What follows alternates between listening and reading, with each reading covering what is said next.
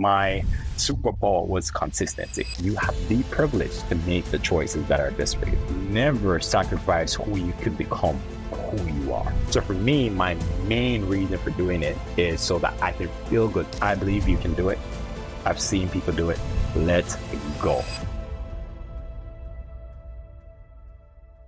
How you build the best version of yourself comes in many different shapes and sizes, but ultimately, who you're trying to become, what you're trying to do, comes down to understanding who you are at a core level.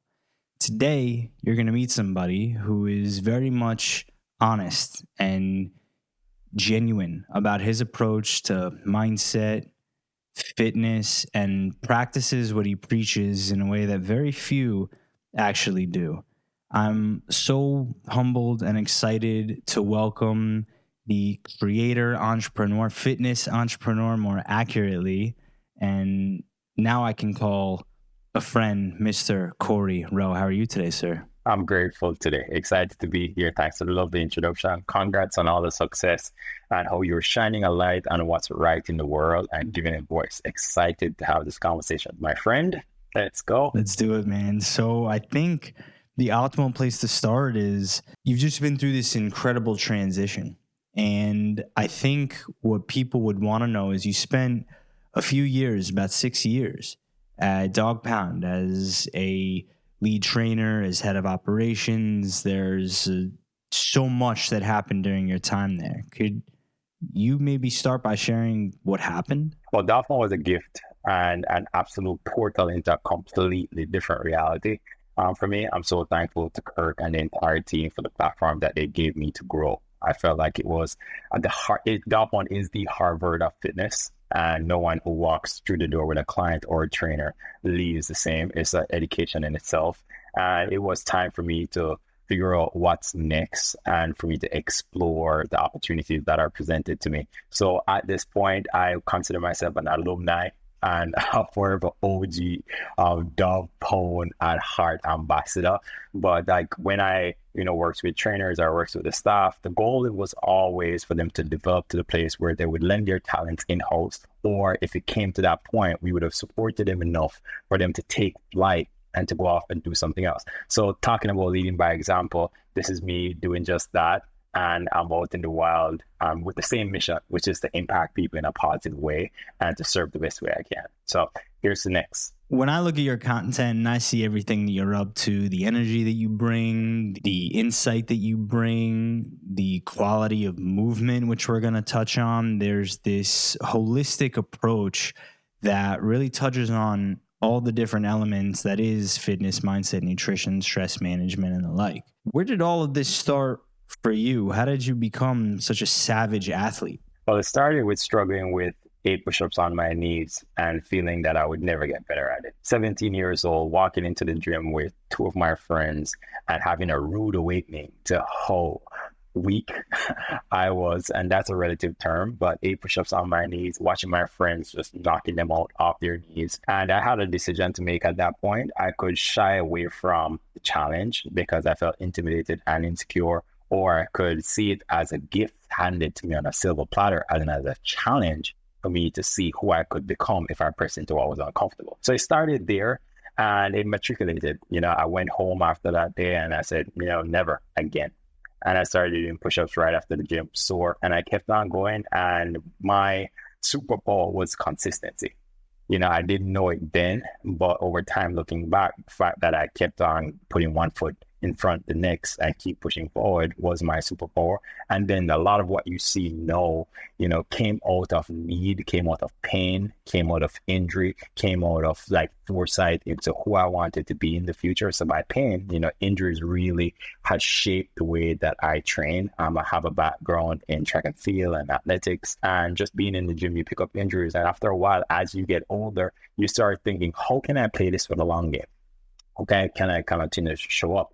So I broke my foot in 2015, and that put me out of the game for a while. And I had some restructuring to do and some rehab to do. That was the pivotal moment where I said, okay, maybe I need to put better systems in place to ensure that I can play the long game. And most of what you see now is out of me finding a solution for my pain and my limitations. I mean, there's this great saying, injuries should open up the door to a smarter training career. And it sounds like that's kind of the approach that you've taken. But some people do that and they don't necessarily get the same results that you seem to have acquired.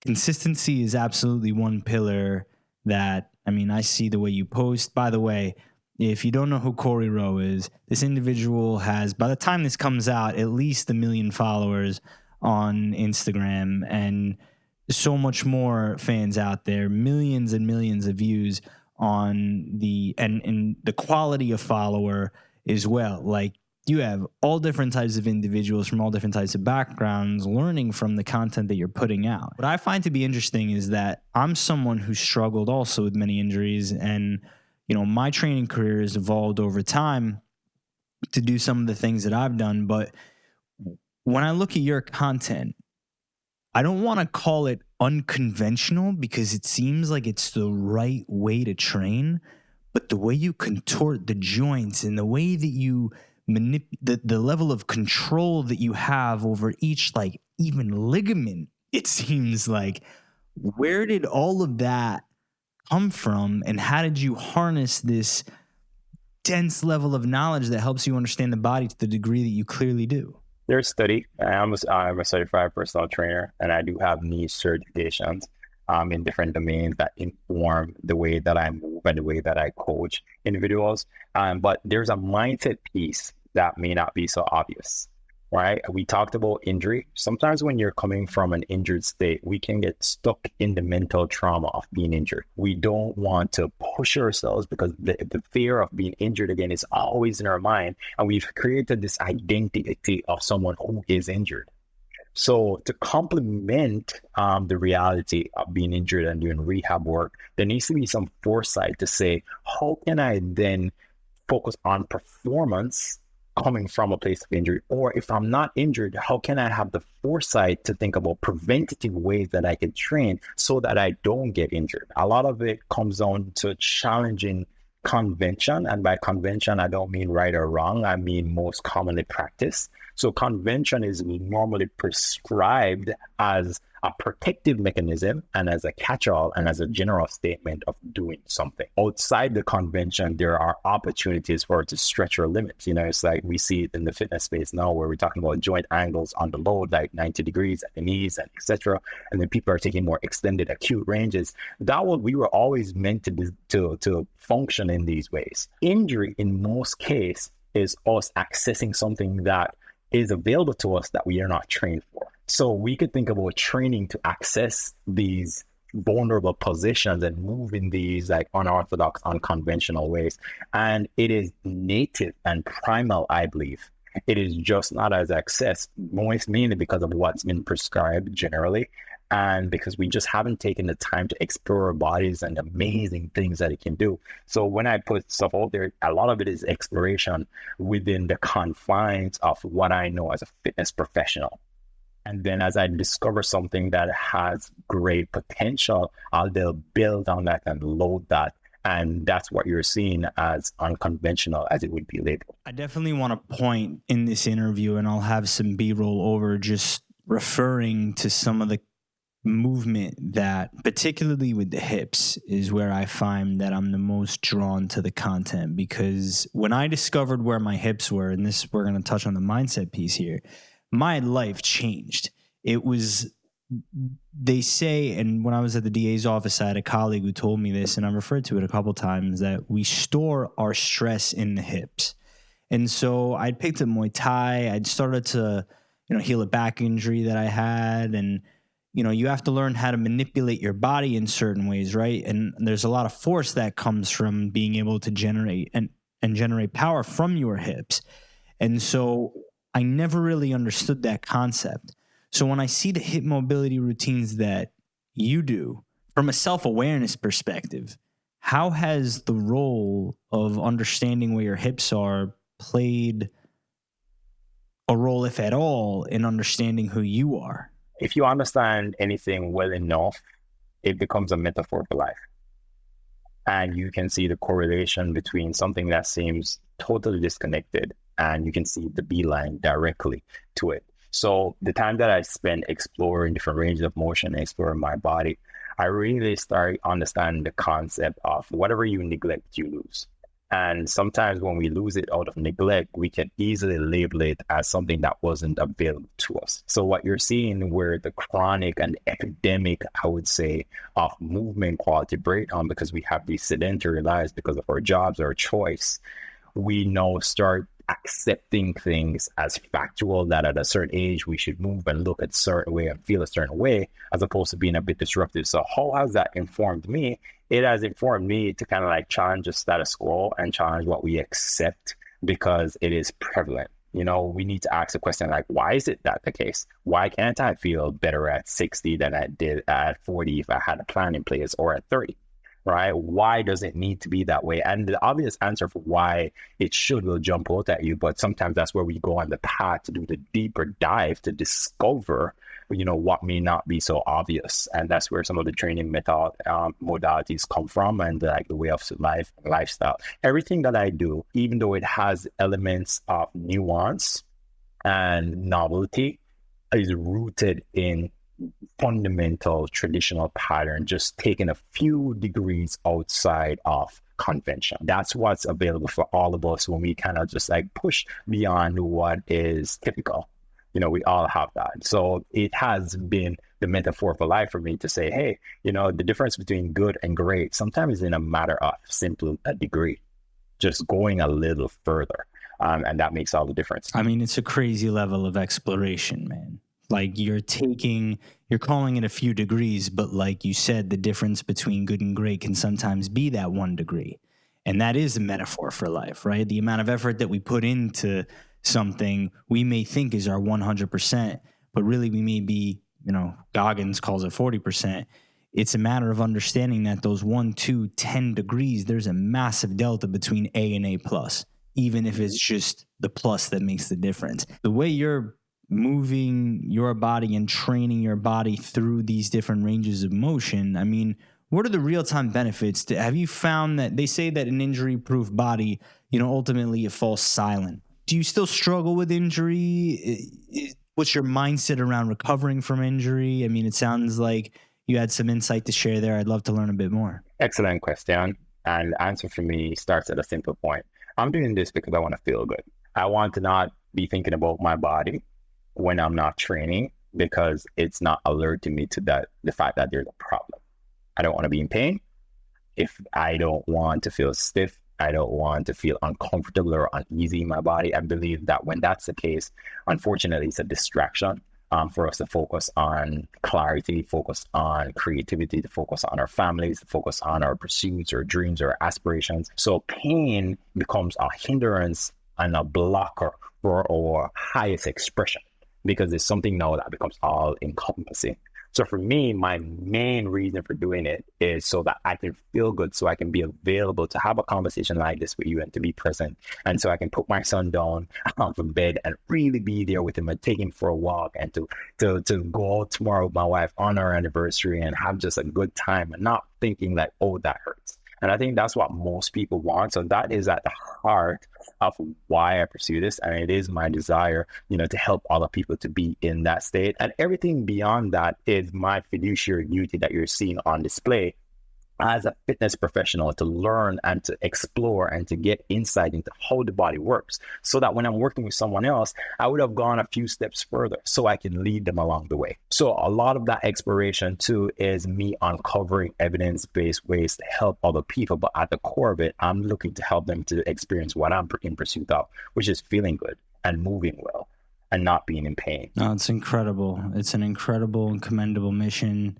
The way that you unlock these different positions, the way that you challenge conventional methodology, and the way that you push those different degrees. I mean, it's impressive. And I've loaded my hips seeing the way you do things differently, because I can't handle the same degree of load, obviously, in certain areas. But I've learned so much in how you go about your training, you know, whether it's in a leg day or a hip mobility routine. That content in particular has been very interesting. Now, the other aspect I'm sure that's on everyone's mind is you have this incredible degree of leanness about you. You're also a vegan. We talked a bit before, you weren't always a vegan. I am not a vegan. We don't have to debate what's right, what's wrong. Obviously, you have your results, I have mine. It's a matter of, like, how are you achieving such a high level of performance? Do you attribute it to your nutrition? Do you attribute it to the training, or would you kind of cop out and say it's all holistic? I'm kidding. I believe it is holistic, but what's your take? So I love the fact that you said we don't have to be contentious about like a lifestyle choice.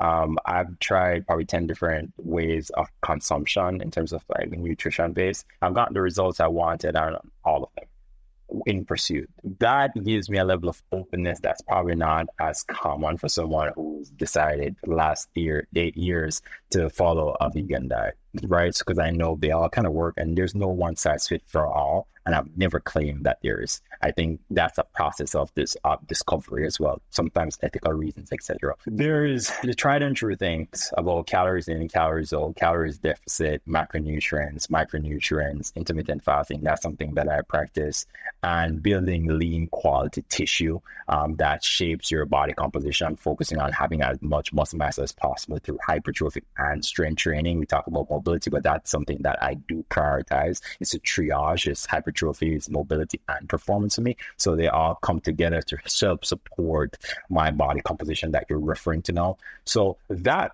we all have an understanding of where I come in, and I'm able to do this for the last decade with relatively minor fluctuations, and I've been able to help other people break free and kind of live in this consistent place. It is tiring to fluctuate back and forth, especially when your goal is consistency.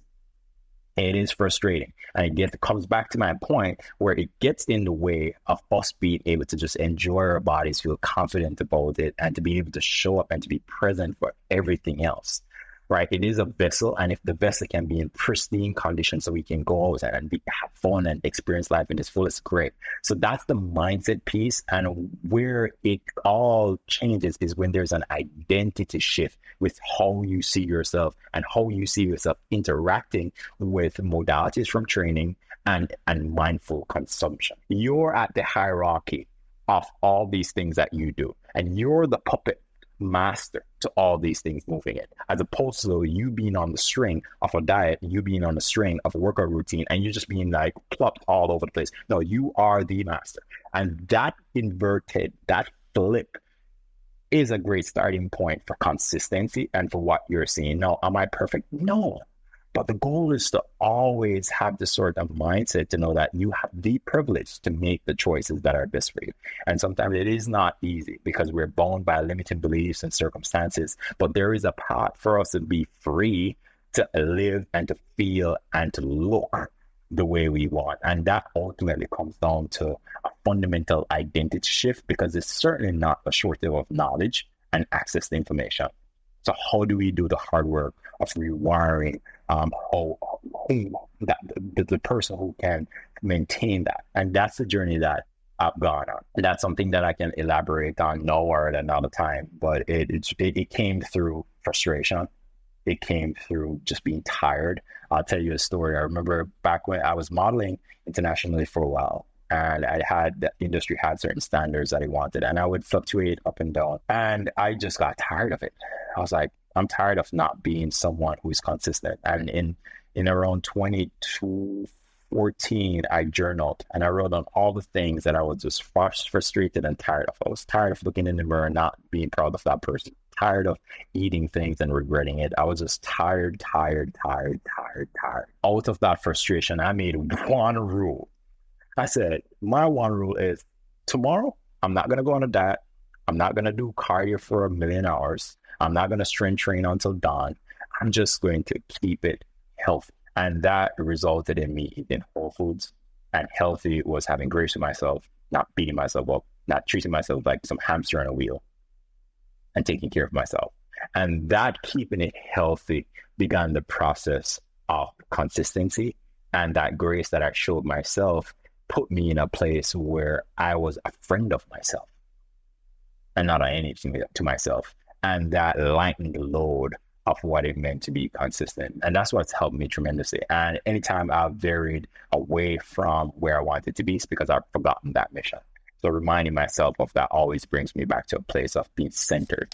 Hi, everyone. Welcome to Inside the Inspired. My name is Jonathan Cohen, and I have a quick favor to ask you. If you're getting any value out of this content, please take a second to subscribe to the channel. You help us reach more people, and you can also stay up to date with all the latest content coming your way. Thank you so much for tuning in. I'll catch you in the episode. I was going to go in a different direction, but then you took it to a whole other place that's near and dear to my heart, the way that we speak to ourselves. And that conversation of befriending the voice in your head, that practice, of befriending the voice in your head, it's not an easy journey to go on. And it's funny the way you talk about it as a journal, right? Like you're auditing and you're having an honest conversation with yourself about where you're at, how you feel, and how you can overcome it. And then simply you were like, I'm just gonna be healthy. And that doesn't just mean what I put in my body, it's also how I talk to myself about myself, because I'm always listening. For the longest time, I also used to just self-sabotage. And I used to get so down about like, oh, I don't have this body fat percentage. I don't have, I can't lift this amount of weight in the gym, or I can't run that fast, or I can't get this job, or whatever it was. I started to shift the conversation, and you called it an identity shift. And I want to lean in on both these topics and let's start with the self-talk. I mean, it sounds like you've been through some intense experience. I mean, I can imagine with modeling, it gets you were very scrutinized physically, and then that probably took a toll mentally. I mean, what's your self-talk like now? You were alluding to how positive it is. That shift started when you simply said, I want to be healthy. How did you continue that momentum? The next thing was to let go of attachment to what walking that path meant. Because me being healthy meant that all the coping mechanisms that I had before, I would have to abandon them. My dysfunction that allowed me to seemingly function, I would have to abandon. So I didn't have the toolkits that was causing me to progress, because you can progress in a very dysfunctional way. It's just not sustainable or pleasant. So I was left with all that modality. And the major commitment after that was to say, my well-being was more important than a campaign. And that is not always obvious if you have obsessive goal orientation. And I had to realize, like, all that I'm in pursuit of is less than who I am. And if I was going to put it on the scale of losing myself in pursuit of these things, myself needs to come out being more important and not jeopardize that. So that was something else that I had to believe, that I was more valuable than the thing that I was pursuing. And that really helped me to make decisions in the moment when I was tempted to go back to practices that weren't healthy, because it just wasn't worth it. It wasn't worth abusing myself. It wasn't worth talking negative to myself.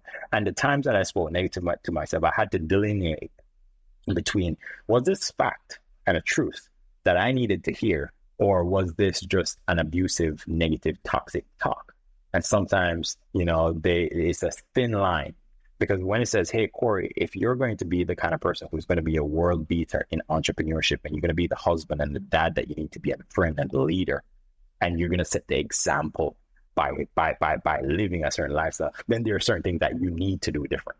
And that can sound like a critical voice, but it's the voice of truth speaking a hard truth. So whenever I hear that, my response to that would be, that is true. I'm not there yet. Let me begin the process of becoming there. As opposed to hearing that and say, oh man, I'm just not good. I'll never be. I heard that voice and I could make peace with that and said, okay, that is the North Star. How can I start from where I am? So so it's not always Pollyannistic talk about, oh, you're great, you're amazing, and you can do anything. No, sometimes some hard truths about the ways that you're falling short, and having the humility to say, let me step up from here. That is incredible self-awareness. That is so actionable that people can go back and look at different areas of their life right now in this moment and say honestly, hey, I'm not there yet. And that's okay. Let's start that process. Instead of saying, oh, I'm a failure, oh, I can't do this. It's a process. If you want to get somewhere, you have to embrace that this will be a journey. And your journey is a testament to that. And it's, I can understand the level of dedication that goes into your output, that goes into your results. I mean, it's incredible, man, truly. Like the level of performance, fitness, and output, energy, and practice that you put into what you're doing. I mean, the results speak for themselves. And I'm sure you get a lot of feedback like, oh, what are you taking? Or like genetics or all that stuff. But they don't know the struggle that you've dealt with when I'm sure it came to body image or the mental battle or any of the other adversity that you've had to face in dealing with just that criticism alone. You said it's not all about just cheering yourself on in those moments. And it's funny because when you mention that, like I'm thinking I have this 58-mile run coming up. I'm doing it September 7th, and I'm going to be raising money for the Friendship Circle, an organization that helps children who suffer from special needs. Same organization I worked with and raised over $20,000 for when I did 1,000 pull-ups. And 1,018 pull-ups in 4 hours. That's incredible. Last year. That's incredible. And I commend you for that. Well done. We need more of that in the world. Well done. My body hasn't been the same since, but hey, it opens up the door to a smarter training career, right? So in those moments where I'm getting to 1,000 and between 700 and 800, it felt like an eternity. It was like I had to cheer myself on. I had to be like one rep at a time, man. Like, you got this, right? But like you were saying, it's not always about that where you're like rah, rah, rah. When you're facing that negative feedback from the external world, right? We talked about the internal battle. How have you navigated that type of feedback? In the beginning, it was crippling. Because in the beginning, when you feel misunderstood, you feel labeled incorrectly, and you have sincere intentions, you want to somehow, convince other people that no, how they're thinking about you and their perception isn't true. Over time, you realize that you'll never be able to win that battle. And it's futile to try and do that. Now I've moved on to the place where I now have empathy for people who run to glib and quick general classification of anyone. In my comments, you'll see it, and maybe people be on guard now, or in my DMs, and I start having conversations. And a lot of these people who have made offhanded comments now become some of my volunteer army mates, because what they were asking was a genuine question. Someone says, hey, what are you taking? In their mind, there is in no world that you can be taking something to have that kind of result. I understand that. So my question is, if I was taking something I would admit, and I don't go off on this ride, the holy and mighty, currently I'm not taking anything. Who knows in the future if I will, right? Who knows? I've lived long enough to see life change, and people are in different stages. So I don't walk around judging people for doing what they do, but I understand. So I seek to understand where they're coming from. And most times it's a deep desire for them to accomplish something similar, and they're trying to figure out how you did it. And you're just like pointing very quickly to how they think you did. And sometimes you're looking for reasons to justify why they have not done it. And they want to reinforce their negative beliefs about the outcome. So I engage in that because that's an opportunity for me to help them unpack some of what's holding them back. So someone says, hey, what are you taking? I'm currently not taking anything. What's your goals? What are you trying to accomplish? That's my question in return. Say, hey, bro, I'm trying to get on the sub 10% body fat. I say, okay, cool. Then let's talk about like what I have done, whether you believe it or not. Are you open to that? And if they say yes, I say, hey, here's a blueprint.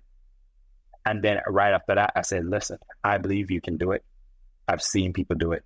Let's go. I have this empathetic way to anyone who looks through the world in that lens and make comments like that, because I know they're not feeling good. They can't be feeling good. And if I'm just going to be offended because they said something that's offensive, and I can't see beyond that statement to say that behind that statement is someone who's probably hurting, probably misunderstood, probably not connecting with friends or family, not progressing in their career, probably not in a place in life where they can see things in a bright, optimistic way. I want to look beyond that and see that individual. And most times I see hurt, and I meet that hurt with compassion. That's an incredible level of empathy to have for someone that calls you out in those moments. And you're not calling me out. You're calling out how they see the world. even that, to follow it up with that, like,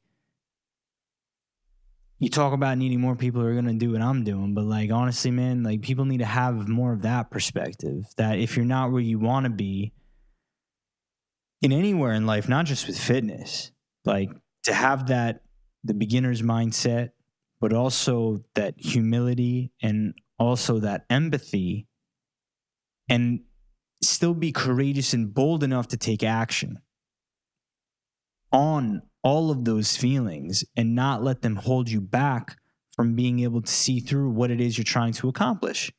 And for you to meet that kind of negativity with that much compassion and empathy, that is the type of energy that, honestly, I didn't know any of this before hopping on the podcast. Like, it's obviously, I know the content, I know the energy level that you bring it, I know the intensity, but to hear the level of awareness, I mean, there's this concept I talk about often, very often. I read it in a book called The Body Keeps the Score when I was a criminal prosecutor in the Bronx. It talks about the more body awareness you have, particularly within the core, the more mental awareness you develop. And it's very fitting that someone who has your degree of fitness and obviously extreme body awareness. We're not even talking about how lean. We're talking about the way you can move and contort your body and the level of control that you have through multiple ranges of motions and planes. How mentally aware you are to have that compassion.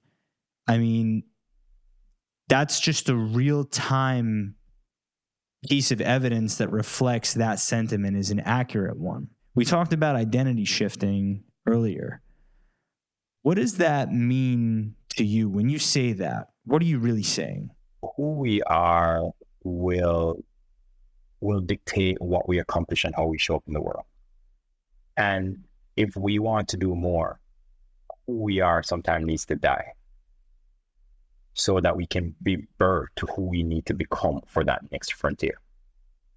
And every new level will require a new expression of who you are and a new expression of your core identity at a higher frequency. Otherwise, you start to self-sabotage, like you talk about, so you can remain who you were.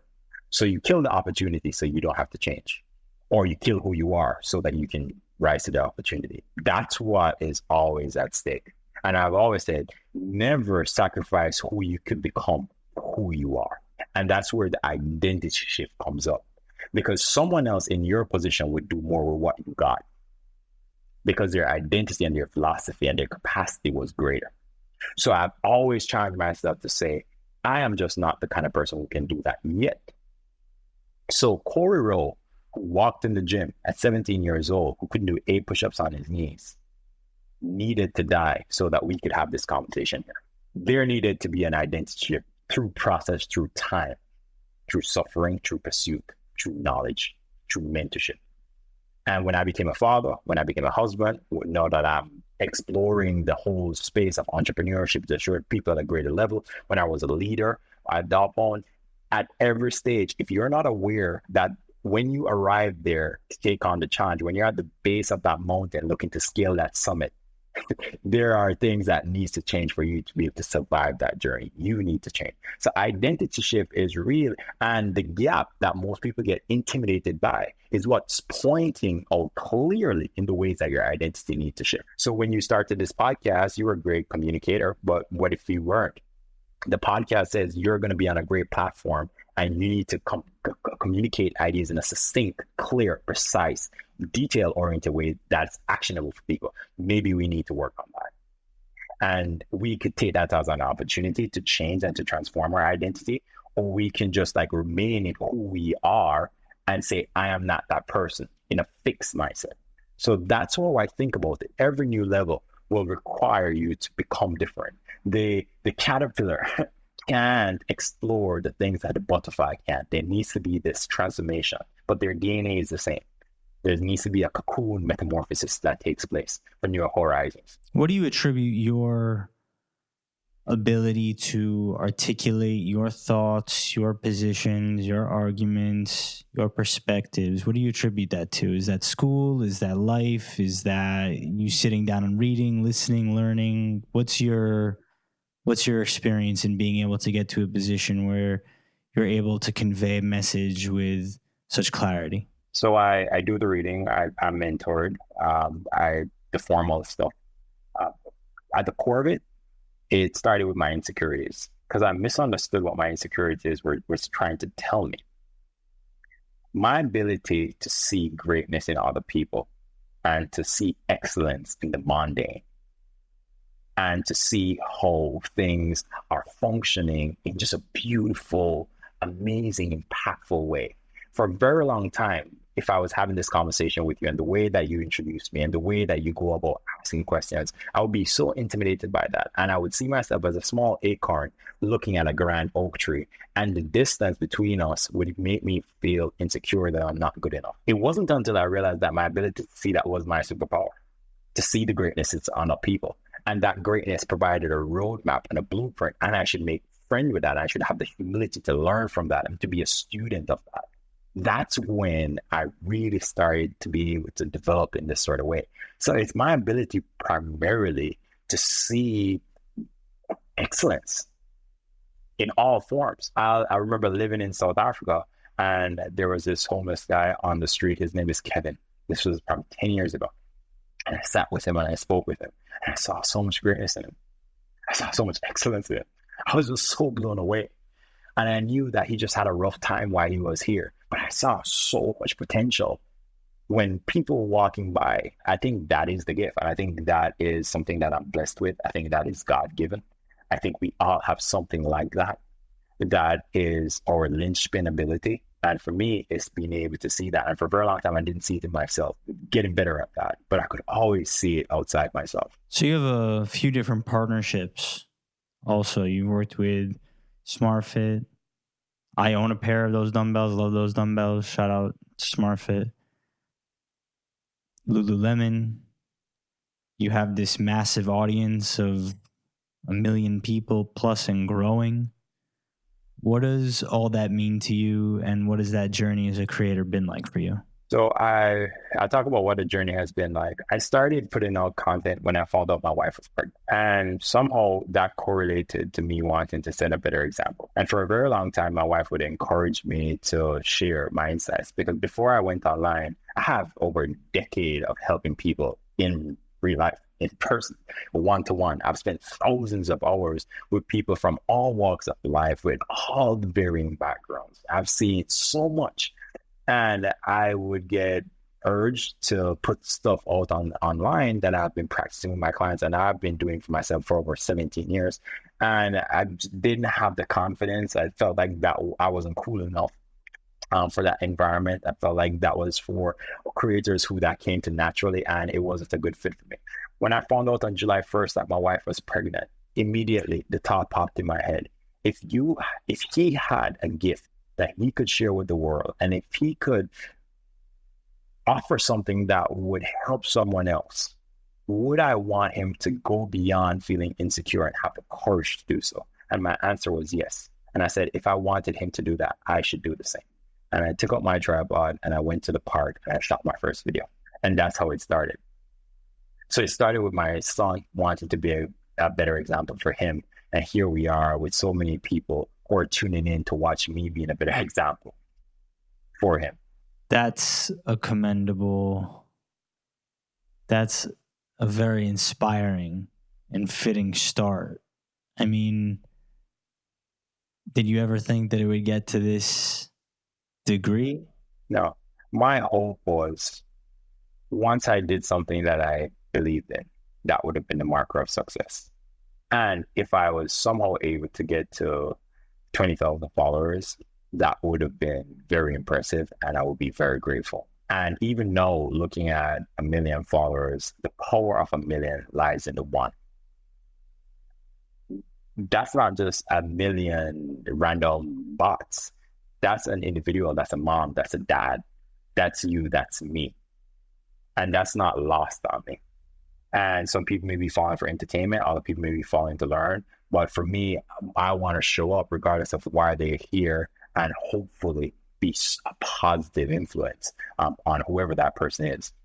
I mean, you put out so much on the physical movement. I can't wait for more of this content. Like, I'm getting this exclusive opportunity right now, right? Like we talked about this being the first podcast. I know you did like some other short, like 10-minute pieces.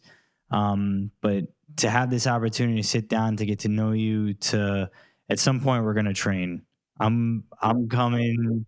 We're getting this work. Like, I want to see if I can keep up. I think I got it. I'm excited to see more content like this where and I feel very confident saying this. I mean, we both know the degree and skill that you have when it comes to physical movement. I think your precision and our ability to articulate a point, and I've been up there with the best of them, whether I was litigating in court or in big law or anywhere else that I've had the opportunity to come across high performers, over 100 experts that I've interviewed on this podcast. You have an ability to convey a point in a very palatable manner that very few possess.